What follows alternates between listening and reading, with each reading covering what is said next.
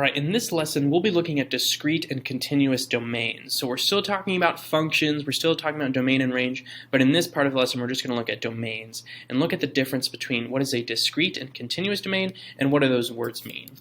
So first, let's look at a discrete domain. A discrete domain is a set of input values that consist of only certain numbers in an interval. Okay, and so that's what that discrete word is really telling us, is that it's only certain numbers that we're looking at. So an example of this, like on this number line, is integers from 1 to 5. Okay, so if I'm looking at the integers from 1 to 5, I'm only looking at 1, 2, 3, 4, and 5, because those are the integers. I'm not looking at 1.1 or 2.5 or 3.7, any of the decimals or fractions in between there. And so that's a discrete domain, because in a certain set of numbers, 1 to 5, I'm only looking at a few of them. Okay, I'm not looking at all of the numbers in between there. So when we're talking about a discrete domain, we're looking at, okay, the numbers that we can put into a function, are there a whole bunch of numbers, down to the smallest of decimals that we can put in there, or are there only certain numbers that we can put in there? And that depends on the situation. So some examples of discrete domains would be like if you're buying DVDs and how much money you're going to spend on these DVDs. The number of DVDs that you can buy is a discrete domain, because you're not going to buy half of a DVD, or you're not going to buy 3/4 of a DVD. You're going to buy 1, 2, 3, 4, however much it is. That's how many DVDs you're going to buy, if you still buy DVDs. The same if I look at the number of marbles in a bag, and how that determines maybe the weight of the bag.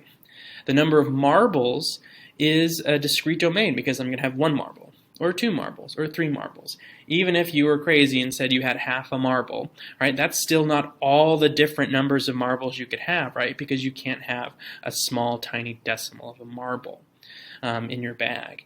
And so these are discrete domains because I'm not looking at all the numbers that are possible, I'm just looking at a few of them are possible in this particular situation.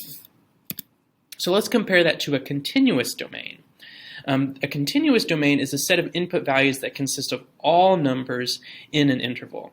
So if we take that same example of the numbers from 1 to 5, all of the numbers from 1 to 5 includes everything, 1.1, 1.2, 1.3, all the decimals, and down even to the smallest of decimals, right, that we don't even normally look at. And in a continuous domain, we may not look at all of the numbers, but we know that they all exist. Okay, and it's possible for all of these to be put into our function, to be input values. So some examples of that is like the time it takes for a car to travel, if we're thinking about time and distance. I can do, you can drive for an hour, but you can drive for a part of an hour, even a fraction of an hour.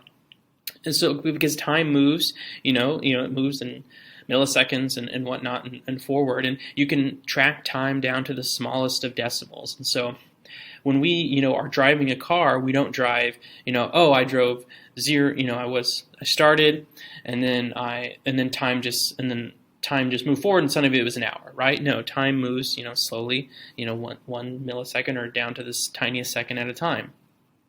And so that's a continuous, right? It's this continuous trend of time. And even something like the amount of candy bars that are eaten. You can eat a fraction of a candy bar. Okay? You can eat a portion of it. Now, is that how you normally eat candy bars? No. But if we're looking at the amount of candy bars that are eaten versus the amount of calories that are consumed, we can say that you eat 1 candy bar, or half a candy bar, or a small fraction of that candy bar. So that's the continuous nature of that domain. All right, so for your assignment today, what we're really going to focus on is looking at graphs or situations and determine, is this going to have a continuous domain or a discrete domain? Okay, how would we describe it? So like if we're looking at this graph here, it shows this upside down, what we call a parabola. It shows this full straight line, or not straight line, but it's this full line curve through this graph, right? And there's no breaks in it. There's no individual points that you're seeing. It's a whole line. And so we would say that's continuous, right? Continuous or continual, because it keeps going, right? There's no break in it. There's no there's no individual point.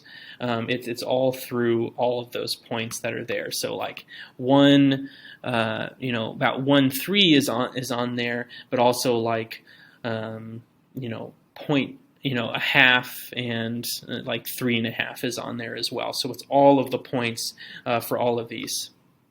that I can put into this. So kind of a general way with the graphs is like, is it this full curve, right? Or are there individual points that we're looking at? So we would say this one is continuous. But when I look at this one, there's not that line through it, right? It's these individual points. And so, if you look at the situation here, the number of cups and how many profits. So like, how many cups of coffee do you have to sell to make a profit? Okay, well, you're not going to sell half of a cup, right? You're going to sell 1, 2, 3, 4, and so on. And so that would be discrete. Okay, that would be a discrete graph. You're also going to look at some situations and determine, are these continuous or would these have a continuous or discrete domain? So does the following situation describe a continuous or discrete domain? The growth of a plant for 30 days. So time, right, as time moves forward, the plant grows. And so is time going to be discrete? Like, am I just looking at, can I only look at 1 day, 2 days, 3 days? Or can I look at, a portion of a day? Well, I can look at a portion of a day, right? I'm looking down to an hour or second or millisecond. How fast or how much is the plant growing at a millisecond? Not very much, but I can still look at that. And so we would say this is a continuous situation. But if I look at this one, it says the number of suitcases lost by airlines. Okay? Is that going to be a discrete or continuous situation? Well, the question I ask myself is like, can I lose half of a suitcase? Okay. Can the airline, lose 3/4 of a suitcase?